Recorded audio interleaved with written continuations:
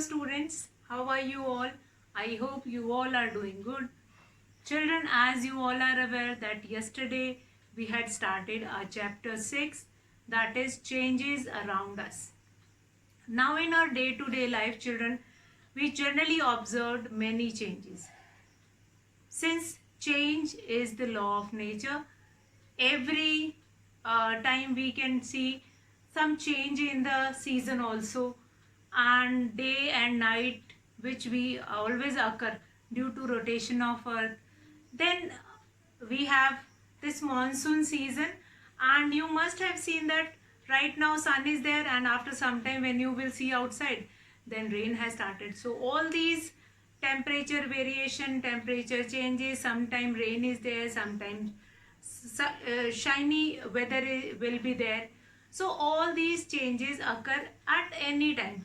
Now changes are not specified like they will happen at that time, but there are certain change which need a cause.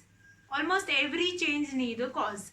For example, day and night occur due to rotation of earth. So this rotation of earth is its cause. So yesterday what we have done, first of all, what are the different cause? Once you will remove the cause, that changes will stop. So what is the cause? Cause means what will be the reason behind that change. So reason can be heating, melting, burning, then cooling, and whatever all these things are, action can be the cause only. For example, if I take a candle and we'll glow that candle. After some time we will see that candle is getting shorter, and then it will become very small. Why it happens? Since the cause is what? The cause is your glowing of a candle. If you will not glow the candle, if you will stop burning that candle, you will blow that candle, then that candle will be of same size, that whatever candle will be the size you have taken. So if you will take a balloon, you will blow air, inflate that balloon. If you will deflate that balloon, that the same original balloon you will be getting.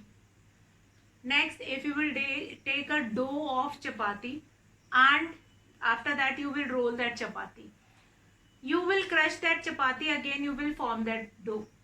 So what is the cause here? Rolling is the cause. Once you will stop that rolling, that chapati will not increase, the size of the chapati will not increase. It means for getting some change, we required some cause. We required some reason for doing that change. If you did not have, or you will not have any changes in that, if you are not having any cause behind it, that will not occur. Now, I've taken many examples. Now, yesterday I have taken one example of a paper plane. I've taken one paper, and from that paper I have made a plane. And that plane is made up of that paper which I can unfold, and then we can get that paper again. So that what we were doing. We'll get that original paper only. So what do we observe in this kind of a changes? In this kind of a changes, we observed that there are few changes which are reversible. A paper I have taken, and from that paper I have made a plane, and after that I'll unfold that plane, and then we'll get that the same paper which I have taken in the beginning. So by looking at this example, the example of balloon also, will get the same balloon, and example of a dough. So these all are the examples of reversible changes. Since definition of reversible changes I have written yesterday, that reversible changes are those changes which can be reversed by removing the cause. By removing the cause or removing the reason. If we were rolling that chapati, we will stop rolling it, and then we'll fold it, and again we will make a dough of it. So we'll get that original dough only. So these all examples are related to reversible, but certain changes are there which are not reversible in nature. So the changes which are not reversible in nature, the changes which cannot be in which we cannot get the original substance back. No new substance is formed in reversible change, but in irreversible change, new substance is formed. We cannot get that original substance which we have used. So today we will understand irreversible change. Reversible change definition I have written along with the examples in yesterday's video. Those who have not seen, they go and see from there. Even that, along with that, we have done introduction of that chapter also. Now, today we will start with the definition of irreversible changes. Now, first of all, I am going to take few of the examples of irreversible changes. For example, if you will take a piece of wood, fine, burn it. After burning, you will get an ash. Can you make the same wood with that ash? Or take a paper, tear that paper and put it on the table. From that teared paper, can you get the original paper? No. Take a glass and throw it on the floor. That will be crushed. And from that crushed glass, again, can you get the original glass again? That without using any chemical changes, you cannot get that original thing back. So these changes are irreversible, which cannot give you the original substance back. So first of all, the definition of irreversible changes. Examples are very important. Examples you have to write of each and everything with the definition of each and everything you have to write it along with the examples. Irreversible changes. Now what is the definition here? What is the reversible changes we have written? That is some changes which cannot be reversed, some changes which can reverse. So irreversible, a change which cannot be reversed even by changing the condition. A change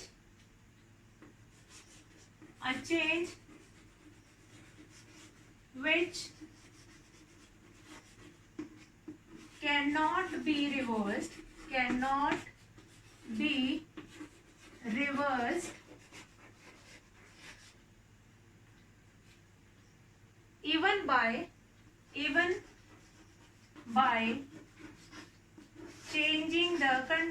even by changing the condition, Now this irreversible change will become just opposite of that reversible change. Here the condition also, if we will change, if we will remove the cause also, then also that reaction cannot be, or that change cannot be reversed. Now new substances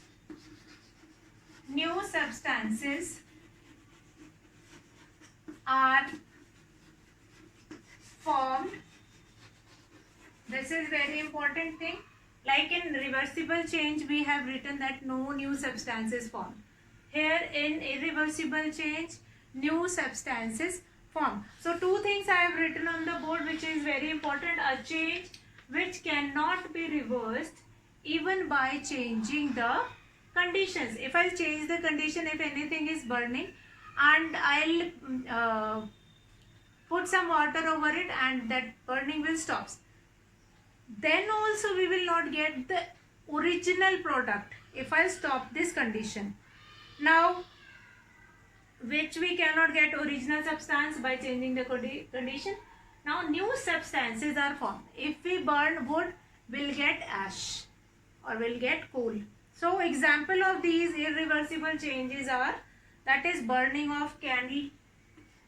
For example, you can write the examples. Burning of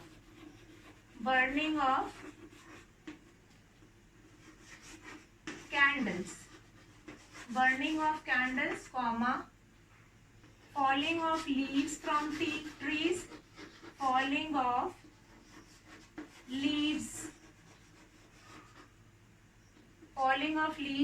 from trees. We cannot put that leaf again on that plant. Now formation of curd from milk. formation of curd from milk. So you cannot get milk again from curd. From milk you can make curd, but from curd you cannot get milk. So many other examples were there, breaking of an egg, etc. These all are the examples of irreversible changes. Now, let's take a piece of a paper, that all examples we have taken, and if you will take a piece of a paper, burn it, and after burning it you will get a substance which is kind of a ash, which is not same as of paper which you have earlier. So new substances are formed, a change which cannot be reversed even by changing the condition. If that paper will stop burning in between, then also you cannot get the same paper which you have started using in the beginning. Now curd from milk, formation of curd from milk. Again, from milk you can make curd, but once your curd will be ready, you cannot change it into milk. Then falling of leaves from tree. Since once the leaves fall from tree, you cannot paste it again. Then burning of candles. Candles will burn and it will become, that wax will melt. So again, melting is the cause, or in this case. So cause will be there in any kind of a changes. There must be some cause behind any change. Cause, which I have discussed yesterday also, it can be burning, it can be melting, it can be blowing, it can be heating. So all these are the cause of changes. So here burning is the cause, falling, formation of curd. So forming, these all are the cause which help or which initiate those changes which are irreversible. So now you can categorize, you can find it out, difference between, if I'll say that what is the difference between reversible and irreversible changes. So here I am going to differentiate reversible changes and irreversible. Irreversible change is already written on the board, and reversible changes I am going to take it along with that. Now first, difference between reversible and irreversible change. First, that the change which can be reversed easily. The change which can be reversed easily by removing the cause or by changing the physical condition. By changing the physical condition. But here we cannot reverse a change which cannot be reversed. And in reversible you are going to write a change which can be reversed even by changing the physical condition or by changing the condition. But here irreversible, a change which cannot be reversed even by changing the condition. Now here in irreversible, new substances formed, but in irreversible, no new substances formed. Now a reversible is a temporary change. A reversible is a temporary change. See, we'll take a paper, we'll crush that paper and then we open it, and after that we'll get the same paper. So this reversible change is a temporary change and irreversible changes are permanent changes. Now there are few examples like dissolving, melting, holding. These all are the examples of reversible change. Like dissolving, if anything is dissolved, we can evaporate and then we will get that substance. Then melting, if ice got melt, we can keep it again in the refrigerator and it will become solid.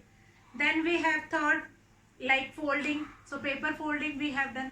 So in reversible, the changes are temporary. It can be reversed again. It can be changed again. But here on the other side, in irreversible change, a chemical change or burning of a substance is an example of irreversible change. Can you reverse that process? Can you get the original substance? No, it is not possible. So an irreversible change is a permanent change. An irreversible change is a permanent change. So children, here we have done two types of changes. reversible and irreversible changes. So we are going to do the changes like in a group we are going to do it reversible, then irreversible, reversible, then irreversible, then fast change, then slow change, and certain other more changes will be there. So these all comes in the category of classification of changes. What are the different types of changes are there? So we'll start with the next one. I hope that change is clear. That is reversible and irreversible change. Now reversible, which can be reversed, which can be in which we can get the original substance again. Irreversible, in which we cannot get the original substance. Now no new substance is formed in reversible change, but here in irreversible change new substance is formed. Now it can not be stopped by changing the it can stop by changing the physical condition, which change reversible change, but irreversible change cannot be stopped by changing the physical condition. Okay, so next is few examples you can write on both the side. That reversible change is temporary change and irreversible change is a permanent change. So this we have finished with reversible and irreversible change. Now we'll come to the next change. Now some changes you have seen like which are quite fast. Fast changes and slow changes. Fast changes and slow changes, how we categorize fast and slow changes. What are the reason behind it? Fast and slow changes. So if we have to understand this fast and slow changes, we have to take few of the examples also. Okay, so first I am going to take the examples, and with that example we'll categorize those changes. So what are the two changes? Fast and slow. Now, if I'll take an example of a human being. Human being, the baby born, and then that baby grows in 1 month, 2 months, 6 months baby, then 1 year, then 2 years, 10 years, 15 years, 20 years. And it will take 20 years to become adolescent, or it will become adult. So 20 years, it will take a long span of time to become adult. So that is a long duration process. Now fast and slow changes can be categorized on the basis of time duration, that how much time is taken by, or how much time is took to do all these changes. That for occurring that change, how much time is required. Now here I have taken the example of a human being, a baby of a human being. So it takes approximately 20 years to grow. So yes, obviously that is a quite slow process. Very slowly that child is growing. So it comes in which category? Fast or slow? So yes, that is a slow changes. And you are going to say that ma'am, there is no change in the no change, that human being will remain human being. So how it is change? Change means your face is changing, your hairs are changing, your other features are getting changed, and certain things were there which are going to get changed. You are not same as you are born.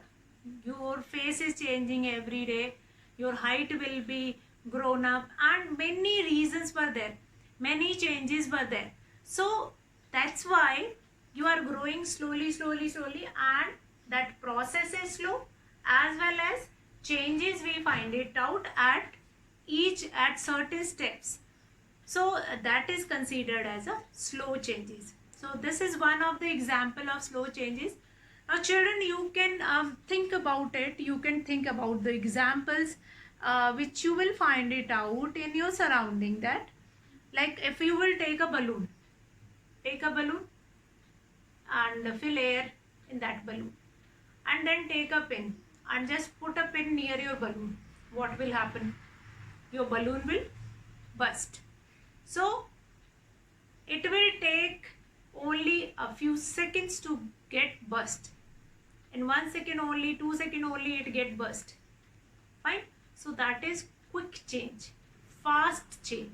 So balloon, bursting of balloon is a fast change. Now what else we can taken into fast change? What else we can? If I'll take, what else we can take it, like burning of a paper is a fast change. It will take few seconds only to burn. And many changes, like if I take anything which is made up of metal, especially iron, like you can take a chair, and that chair, iron chair, will get corrode, or that will got rust slowly. It comes in the contact of moisture and air, but immediately it does not happen like that, that today you have brought a chair and tomorrow that chair will got rust. No, it is not like that. So that rusting of iron again is a slow process. So now we'll take an example of a fast process. Fast process, which is fast process, like changing the shape of a balloon is a fast process. Burning of a piece of a paper, and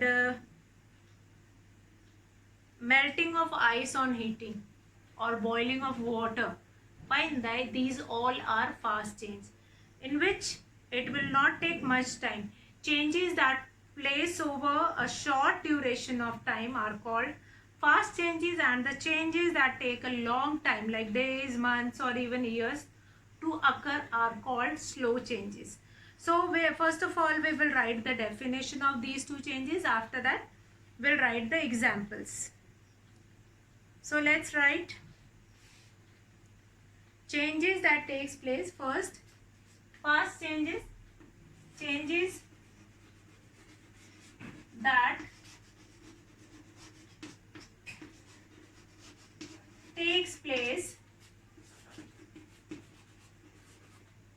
that takes place over a short duration of time,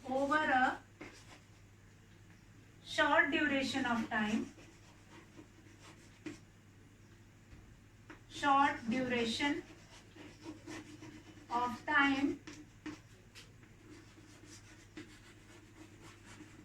is called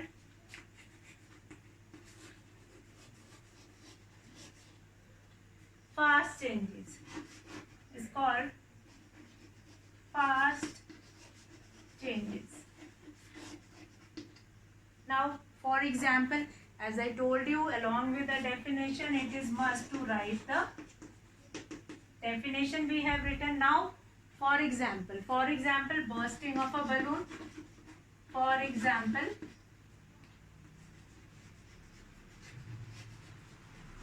bursting of a balloon, first change. Then other changes, which is the other example. Other example is burning of a paper.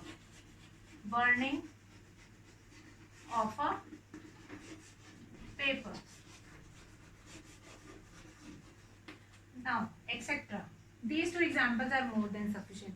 At least two examples you are going to write it with the definition. Now, what we observed in this, that these changes, bursting of a balloon or burning of a paper, it is a quick changes. It will happen quickly.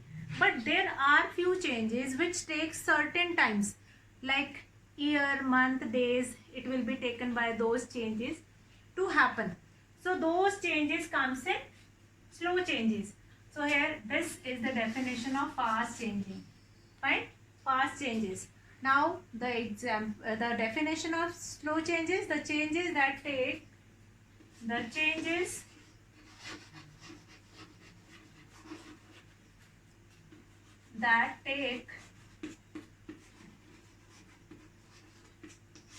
long time.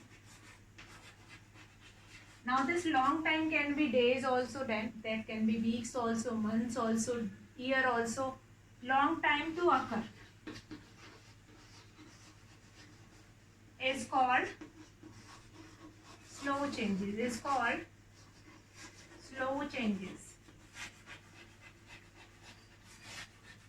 For example, now these examples you are going to write it down yourself. Just read this topic from your book and then you just find it out what are the different types of slow changes. What are the different types of slow changes that you are going to write it down. Now, so today we did irreversible change. Since reversible change we have done yesterday, so today we have done difference between reversible and irreversible change. What is the difference between these two types of changes? Now, what is the how irreversible change differ from reversible change that we have seen? After that we had started with fast and slow changes.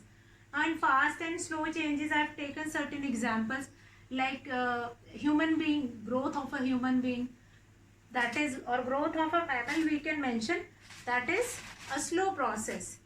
Now, and as well as we have specified here like fast changes which took only few seconds or few minutes to occur. Now here formation of curd also comes in the category of slow changes because it takes many hours to make it. It takes some hours to make that curd. So it will comes in slow changes. Fine. So here I am going to take name of few of the changes, and if you have been clear with the concept of fast and slow changes, you are going to tell me yes it is a fast change, yes it is a slow. So first one is burning of a piece of a paper. So burning, it will take only certain seconds only. So yes, it is a fast change. Now changing the shape of a balloon by squeezing it. Balloon you have taken and then you have squeezed that balloon and then shape of the balloon will be changed. When you will squeeze it for 1-2 times, you can find it out, the shape of that balloon will be changed. So what is the question here, that whether it is slow process or fast? So we'll mention here that that is your fast process. Then growing of a baby and into an adult, yes, that is slow. A baby cannot become an adult in one day only. Now growing of a hair, again growing of a hair is a fast process. Growing of a hair is a fast process since it will not take years to grow. Every day your hairs are growing. Every day your hairs are growing. Now ripening of a fruit. Ripening of a fruit. So that is a slow change in one day only. If you will see any tree and on that tree many mangoes were there, so it will not get ripen in one day only. It takes some time to get ripen over it. Then melting of ice on heating, yes, that is a fast process. When you will keep that ice on this gas stove, na, it will take only few seconds to get melt. Fine. So yes, that is a fast process. So children, we have finished in classification of changes. Since changes which are occurring in nature that we were doing, and in that changes we have done two classification of changes. First, fast and slow change. Before that we have done reversible and irreversible changes. Now reversible and irreversible changes means that difference also we have done. What is the difference between reversible and irreversible changes will be there. Fast and slow changes also we have done. So I hope there is no doubt in this change. These two at least, fast and slow and reversible and irreversible. You go through it, you just write it down from your book. Even the definitions I have written on the board, that you note it down.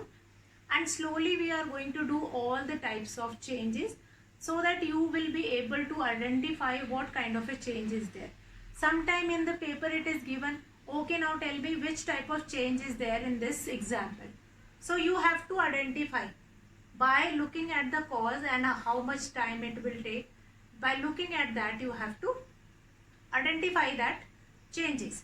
So today I will finish the class here. Tomorrow we are going to start with the other type of changes and we'll do details to that. Okay, that's all for today. Have a good day.